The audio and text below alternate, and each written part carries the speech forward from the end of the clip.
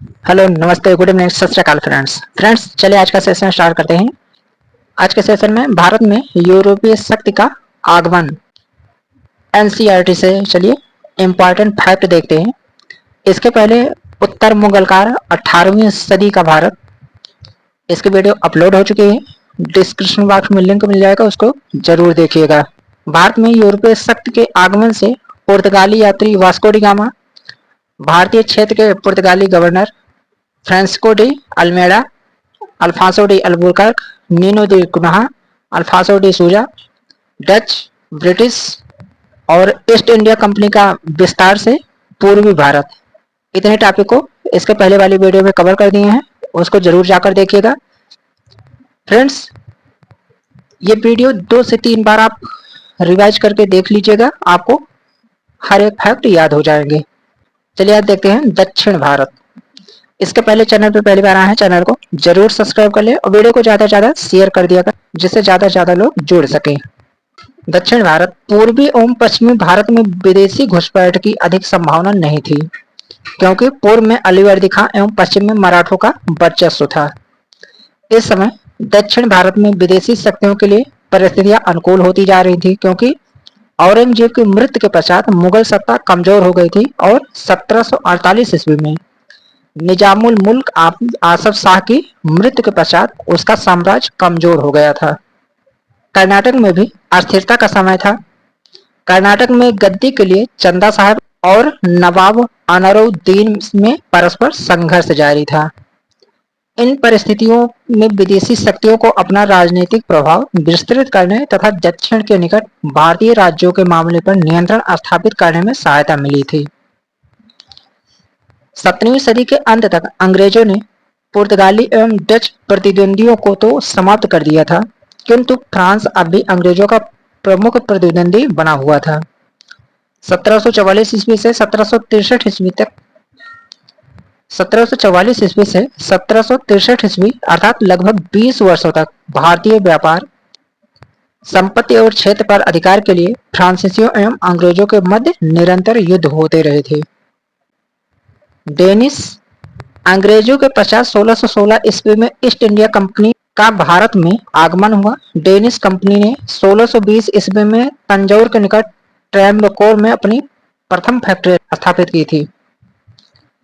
1643 ईस्वी से 1669 ईस्वी के मध्य डेनिश ईस्ट इंडिया कंपनी की गतिविधियां भारत में नगण्य रहीं। 1670 ईस्वी में डेनिश ईस्ट इंडिया कंपनी की पुनर्स्थापना की गई, जो 1729 ईस्वी में भंग कर दी गई। डेनिशों ने 1676 ईस्वी में बंगाल के सेरामपुर नामक स्थान पर अपनी दूसरी फैक्ट्री स्थापित की थी। डेनिशों ने 1745 ईस्वी में अपनी सभी फैक्ट्रियां ब्रिटिश कंपनी को बेच दी तथा भारत छोड़कर वह चले गए। फ्रांस के सम्राट लुई 14 के मंत्री कलवर्ट द्वारा 1664 ईस्वी में फ्रेंच ईस्ट इंडिया कंपनी की स्थापना हुई, जिसे कंपनी के देश इंडस ओरिएंटलेस कहा गया। 1667 ईस्वी में फ्रांसीसी कैरो के नेतृत्व में एक फ्रांसीसी दल भारत आया, जिसने 1668 ईस्वी में सूरत में सबसे पहले व्यापारिक कारखाने की स्थापना की थी। 1674 ईस्वी में फ्रांसीसी मार्टिन ने पांडिचेरी की स्थापना की। डचों ने अंग्रेजों की सहायता से 1693 ईस्वी में पांडिचेरी को छीन लिया, किंतु 1697 ईस्वी में रिजविक की संधि के पश्चात पांडिचेरी पुनः फ्रांसीसियों को मिल गया था। पांडिचेरी के कारखाने में ही मार्टिन ने फोर्ट लुई का निर्माण करवाया था। फ्रांसीसियों ने 1721 ईस्वी में मॉरिशस, 1724 ईस्वी में मालाबार में स्थित माहे तथा 1739 ईस्वी में करिकाल पर अधिकार कर लिया। 1742 ईस्वी के पश्चात फ्रांसीसी भी व्यापारिक लाभ कमाने की तुलना में राजनीतिक उद्देश्य की पूर्ति की दिशा में सक्रिय हो गए। परिणाम स्वरूप अंग्रेजों और फ्रांसीसियों के मध्य युद्ध आरंभ हो गया। आंग्ल फ्रांसीसी संघर्ष। फ्रांसीसियों और अंग्रेजों के मध्य हुए संघर्ष को कर्नाटक युद्ध के नाम से जाना जाता है। लगभग 20 वर्षों तक चले इस संघर्ष के परिणाम स्वरूप भारत में फ्रांसीसी शक्ति की अंतिम रूप से क्षीण हो गई और भारत पर अंग्रेजों का शासन स्थापित हो गया।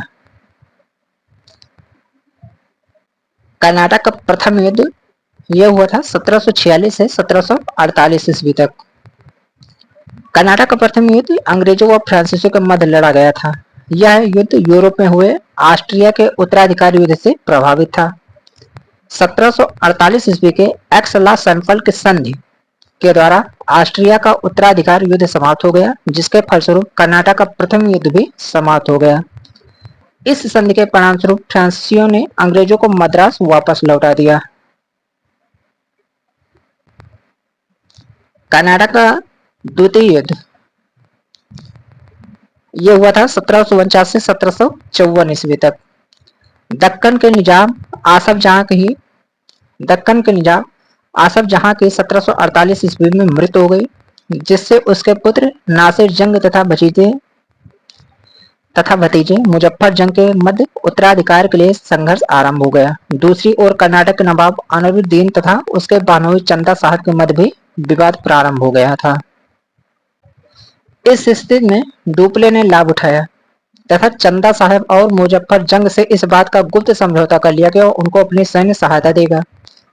1749 ईस्वी में इन तीनों सहयोगियों ने अंबूर के युद्ध में अनवरुद्दीन को पराजित कर उसकी हत्या कर दी। इसके पश्चात उसका बेटा मोहम्मद अली तिरुचिरापल्ली भाग गया। शेष कर्नाटक चंदा साहब के अधिकार में आ गया। इस युद्ध के पश्चात चंदा साहब ने पुरस्कार स्वरूप फ्रांसीसियों को पांडिचेरी के निकट 80 ग्राम प्रदान किए थे। हैदराबाद में नासिर जंग मारा गया और मुजफ्फर जंग निजाम अर्थात दक्कन का सूबेदार बना। मुजफ्फर जंग ने फ्रांसीसी कंपनी की पांडिचेरी के निकट जमीनों तथा मछलीपट्टनम का प्रसिद्ध नगर भी दिया। इसके अतिरिक्त कंपनी तथा उसकी सेनाओं को भी 5-5 लाख प्रदान किए गए। डुप्ले को 20 लाख रुपए के साथ एक जागीर भी दी गई, जिसकी वार्षिक आय लगभग 1 लाख थी।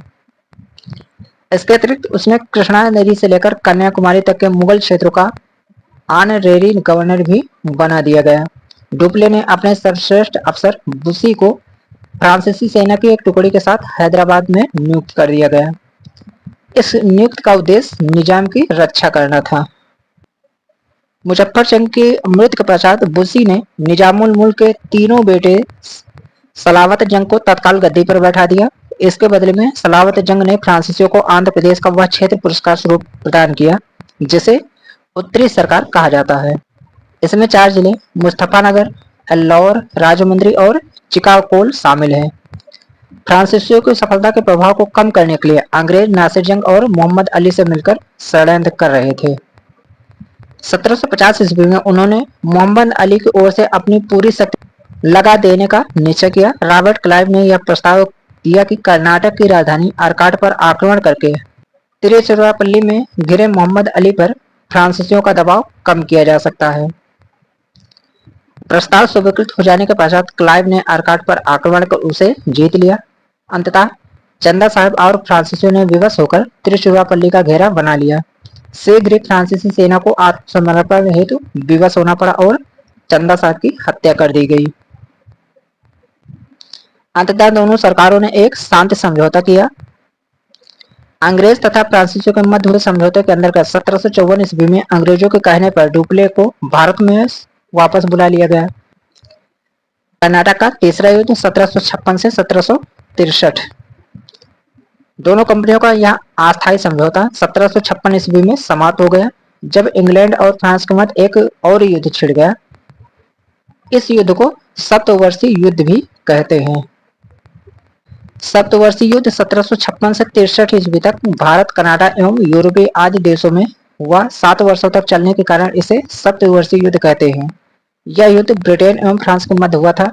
इसमें फ्रांस की पराजय हुई थी। इस युद्ध के आरंभ में अंग्रेजों ने बंगाल पर नियंत्रण स्थापित कर लिया। हैदराबाद में भी अब अंग्रेजों का आधिपत्य स्थापित हो गया तथा निजाम ने इन्हें उत्तरी सरकार सौंप दी। 22 जनवरी 1760 ईस्वी को वांडीवास युद्ध में भारत फ्रांसीसी शक्ति के संदर्भ में निर्णायक रहा, जब अंग्रेज गवर्नर जनरल आयरकोर्ट ने फ्रांसीसी गवर्नर काउंट लाली को पराजित कर दिया था। वांडीवास युद्ध का अंत 1763 ईस्वी में पेरिस समझौते के साथ हुआ। इसके अनुसार फ्रांसीसियों को भारत में स्थित उनकी सभी फैक्ट्रियां वापस कर दी गईं, किंतु अब वे उनकी किलाबंदी नहीं कर सकते थे और न ही वहां सैनिक रख सकते थे। नेक्स्ट टॉपिक रहेगा प्रांतीय स्वायत्तता राजवंश। फ्रेंड्स, इसके पहले चैनल पे पहली बार आए हैं, चैनल को जरूर सब्सक्राइब कर लें और वीडियो को ज़्यादा से ज़्यादा जरूर शेयर कर दें जिससे ज़्यादा से ज़्यादा लोग जुड़ सके।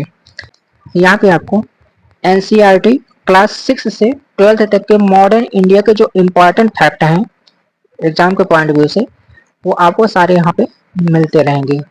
चलिए मिलते हैं किसी नेक्स्ट वीडियो में, तब तक के लिए थैंक यू फॉर वॉचिंग।